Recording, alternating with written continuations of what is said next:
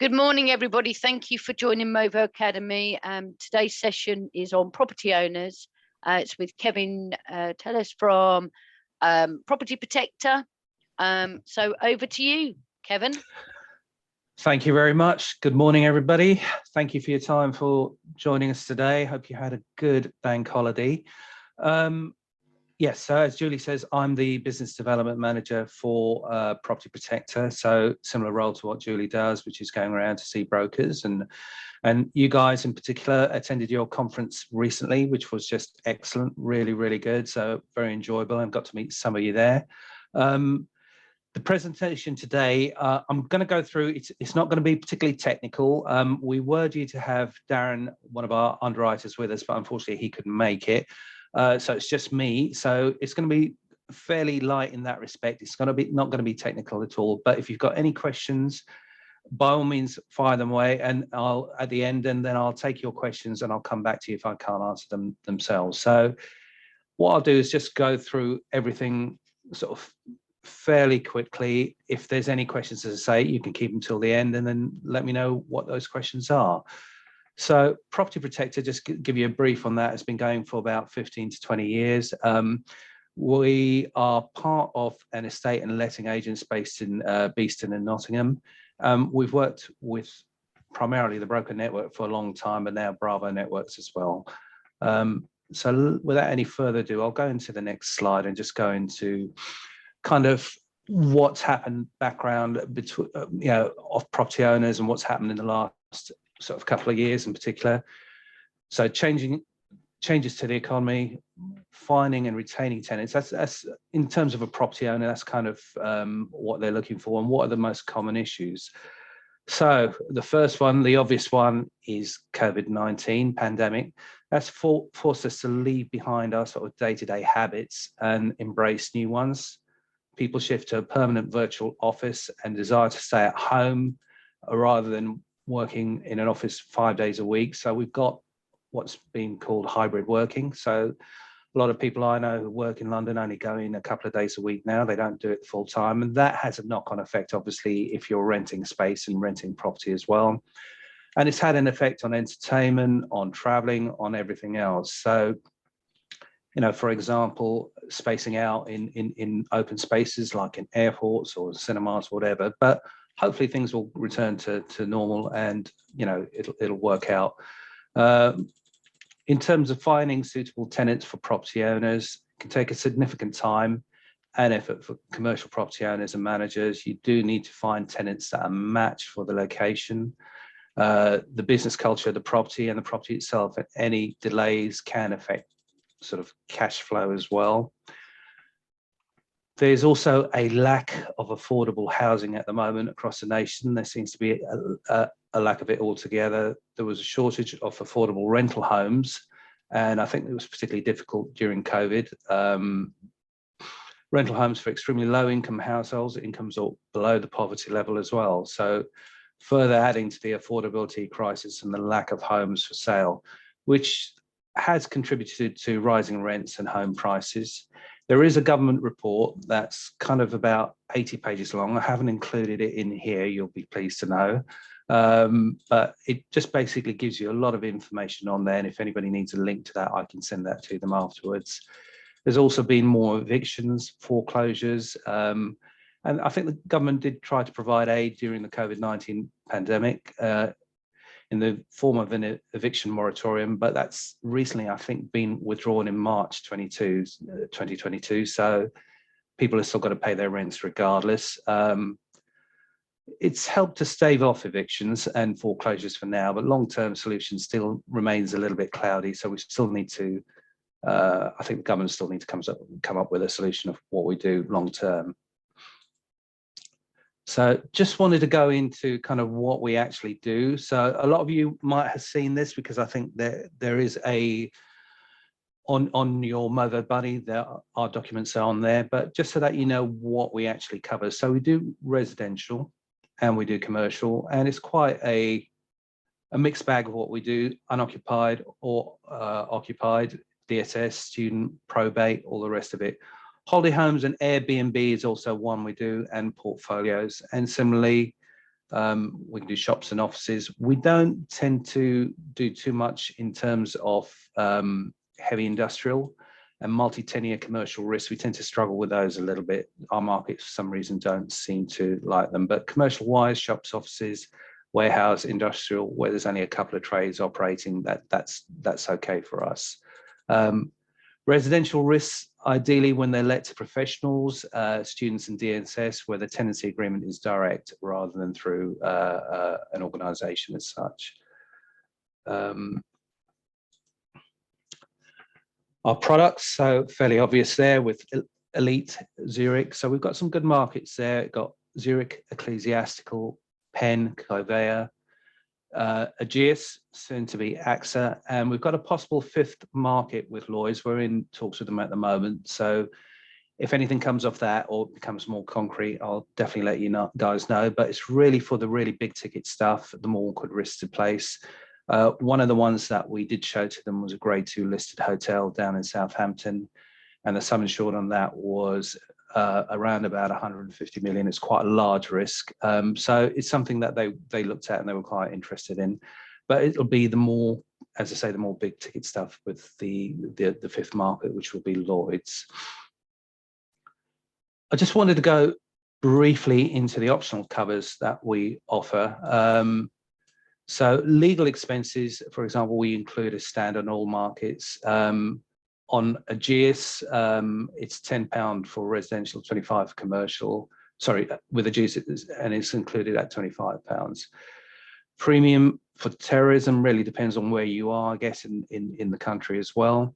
The one thing that is good is ARAG emergency is quite good in terms of portfolios. So if you've got more than sort of one property, if you've got a load of properties, it's £95 regardless of the number of locations you have.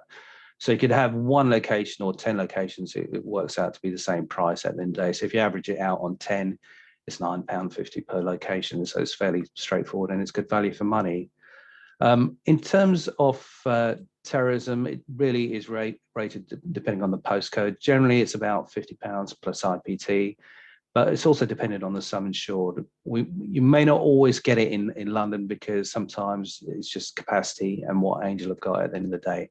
But we'll certainly do our best for you in that respect. But if you have other markets as well, that's absolutely fine if you want to place that separately.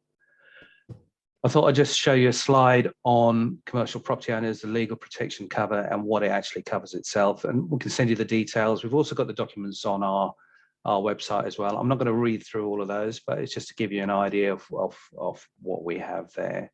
So you've got employment, restrictive covenants, property, tax disputes, legal and loss of earnings. And similarly with landlord's emergency solution, you've got obviously heating systems are quite important, plumbing and drainage as well. So all of those, once again, are covered by the emergency system. And as I say, 95 quid is quite good value for money, especially where you've got a portfolio of properties, you know, a lot of properties in one hit. So coming over to kind of what we look for, what's a good, you know, what's a good risk at the end of the day. We want a well-managed property. If it's a portfolio, do they have a management company in place? We see quite a few portfolios where there's a lot of escapable water, any subs or flood issues. And obviously, if there's something there, nothing with outstanding claims or convictions. If they do have any outstanding claims, it should be really something that's coming to the conclusion of the claim. So we've got an amount there so we know what it is. That way we can go back to our insurers and just say, look, we've got it here. You know, the claim's almost been sorted out. This is what the quantum's going to be, what the amount's going to be, and just go from there.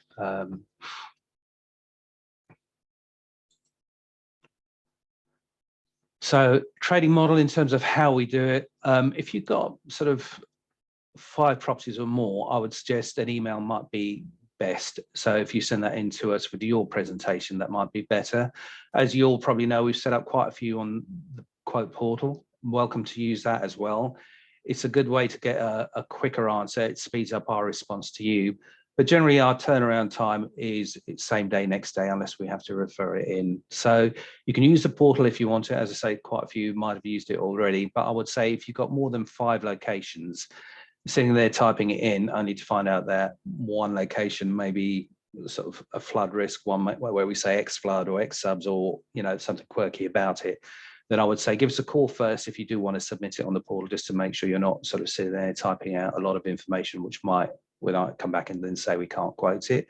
Or alternatively, just ring up and speak to one of the underwriters and see what you can do from there. So how to submit a risk, just going through that again. On a large risk, especially portfolios, we'll need to submit these to the insurers as well. The chances are they'll be over our sort of DA limits. And what we need to do is send it to them in a clear, concise fashion.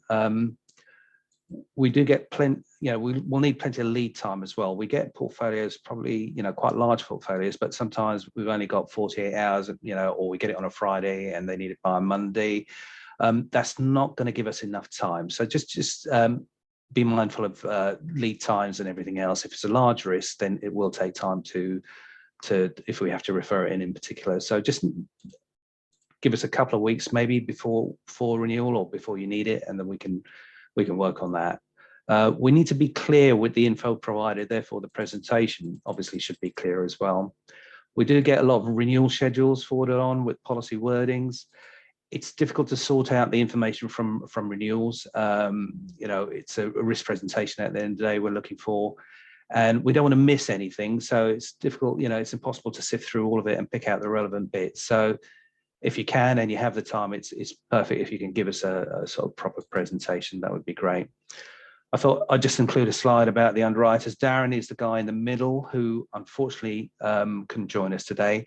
But you've got Dan and you've got Neil as well, who's joined us recently on the new business side. So any of those guys will probably pick up your quotes and handle them from there. So why use us? I think, it's been tried and tested. We are easy to deal with. We've been going with Broker and Brava Networks for the last 15 years and running the scheme. We do give a quick turnaround on service, unless it's an insurer referral. As I say, that might take a little bit more time. They're well-known markets as well. It's bespoke underwriting. And you'll see that last slide I've put there, we can help you in business. We've got fingers crossed for that as well. So, hopefully we can, and I think we have done so. By all means, send it through. But I think on the more difficult risk that doesn't fit, Power Place or Actress and just a straight quote and bind, we can definitely help you on those.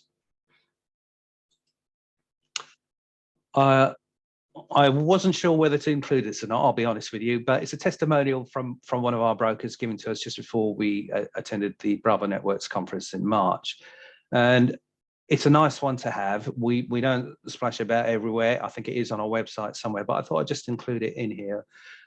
Mike has been using us for quite a number of years. He's a premier broker within the Broker Network, and that's his testimonial to us, which is very, very nice to have. So I just thought I'd include that in there. It's just proof. And I thought I'd put his name in there as well so that, it's not just anonymous as well. And here we go, we're at the end of it. So if anybody's got any questions, I'll open the floor now. I'm sorry, it's just a very brief presentation. It's nothing too technical, as I say, because Darren isn't here today. But if anybody's got any questions, if they would like to ask them now, I'm more than happy to take them. If I can answer them myself, I will do. If not, I'll take them away and come back to you.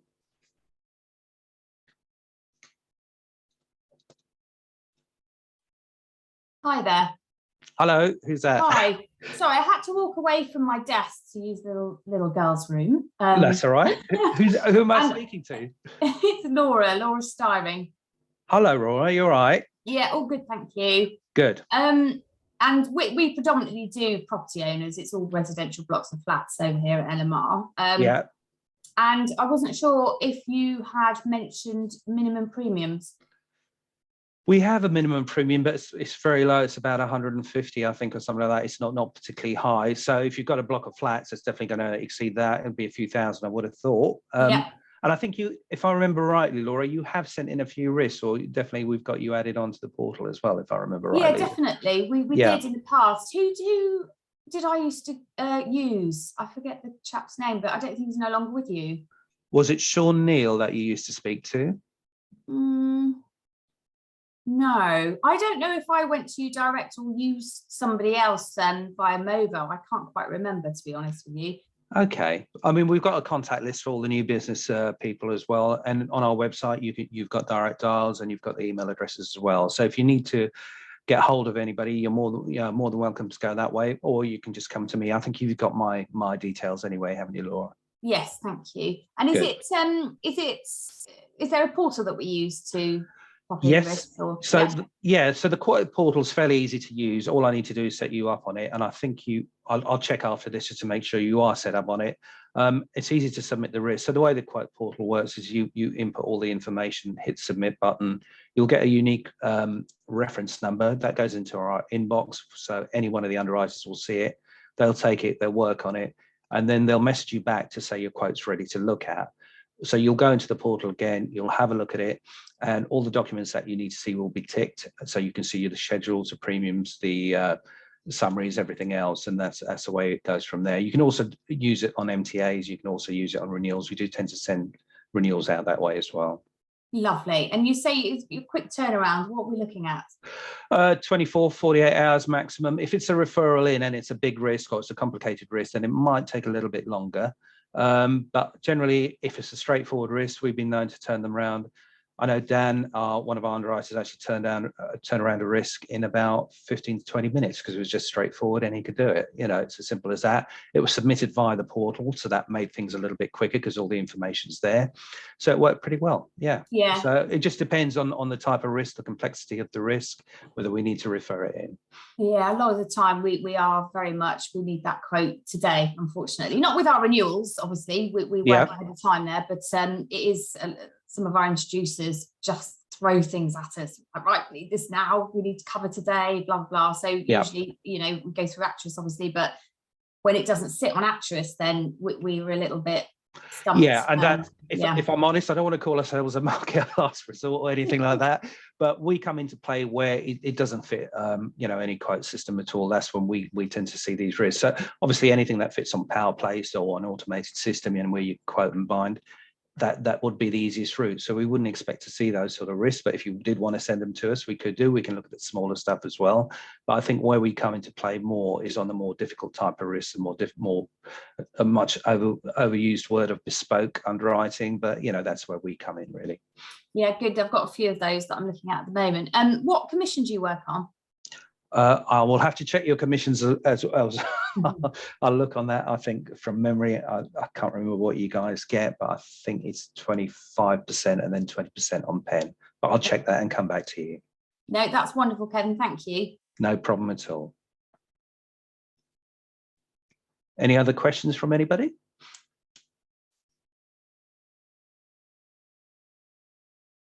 Yeah, question. Do you have like maximum sum insured on property owners? For example, would you look at risk over 10 million? Yes, we can do. Sum insured. Yeah, we can do. Sorry, who am I speaking to? It's Remy. Hi, Remy. How are you? I'm all right. You? Yeah, not bad, mate. Not bad. Yeah, we can look at much larger risks. We can refer them in because our DA is only up to a certain level, obviously. So anything above a certain level, I can't tell you what the levels are. I don't know individually. Once again, if Darren was here, he'd be able to do that. But yeah, I mean, we could refer it in and we can get an answer for you. I would say on those bigger risks, just give us a little bit more time again on those. So if you give us, if we start a week before you need it, then that would be better just to make sure we've got enough time to work on it and give you a proper answer rather than rushing things. Yeah, no worries. Thank you. No problem.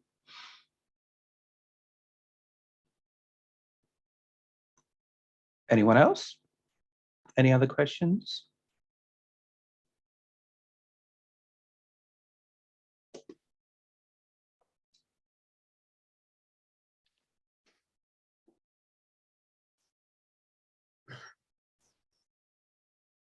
I appreciate, I suppose it's thrown us a little bit this morning. Can I just say, guys, because Kevin was supposed to have an underwriter with him, which was going to do all the technical side to make it more Movo Academy. But unfortunately, because of what's happened, he's not been able to. He's had to sort of run it on his own. So I know it hasn't probably covered off things like the different perils and stuff like that that it was intended to. But that's not Kevin's area as such. So having said that, is there anything that you want to ask me in that area? Even if I can't answer it, I'll get the answer for you. I mean, we've got our comparison of the all 4 products with the limits and everything else on the website, on your Movo Academy website. I think we've got the appetite there as well. If you need policy wordings, I can send those to you as well in the form of a link. That's no problem at all. So don't feel afraid to ask if there is a technical question. I may not be able to answer it. In fact, I probably won't be able to answer it if I'm honest, but I can take that away with me and get the answer for you. So has anybody got anything of a technical nature which they're holding back on? Feel free to ask me and I'll try and get the answer for you.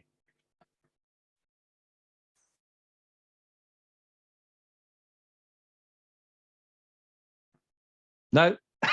okay. Right. Well, if everybody's if nobody's got any more questions, we might as well finish up. No questions from anybody? No? Okay. All right. Well, thank you for this.